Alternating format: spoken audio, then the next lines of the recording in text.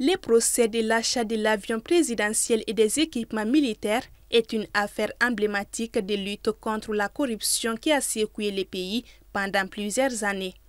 L'affaire éclate suite à des soupçons de surfacturation et de détournement des fonds lors de l'achat d'un Boeing 737 pour la présidence et de contrats d'équipement militaire pour les forces armées maliennes.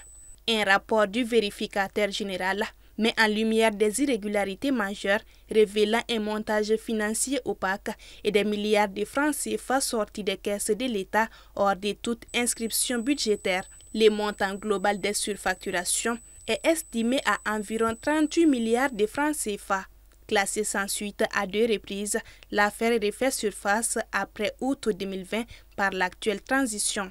Des poursuites judiciaires sont alors engagées contre plusieurs personnalités civiles et militaires impliquées qui sont inculpées par la suite et placées en détention.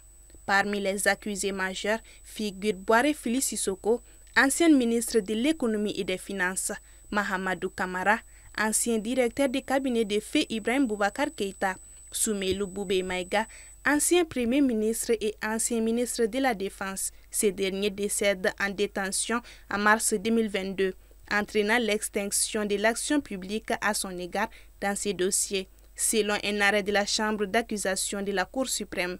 Après des années d'attente, le procès s'ouvre enfin devant la Cour d'assises de Bamako le 17 septembre 2024. Cependant, il est marqué par de nombreux renvois. Le procès est initialement renvoyé du 17 au 24 septembre 2024. Il reprend le 9 octobre 2024, mais est à nouveau renvoyé samedi pour permettre l'audition de certains témoins cités dans l'affaire, en l'occurrence les anciens premiers ministres Moussa Mara et Oumar Tatamli, et l'ancien ministre en charge du budget, Madani Touré. 7 mois plus tard, soit en mai 2025, l'audience est de nouveau renvoyée en raison de l'état de santé de Boiré Fili Sissoko. Malgré cet état de fait, il reprend et entre dans des phases cruciales. Le jeudi 3 juillet 2025, le parquet général présente ses réquisitoires, demandant la condamnation de Boiré Fili Sissoko et 2 de ses co-accusés, à l'exception de Mahamadou Kamara. Le verdict final est tombé ce 8 juillet 2025 et l'ancienne ministre de l'économie et des finances est condamnée à 10 ans de prison ferme assortie d'une amende de 500 000 francs CFA.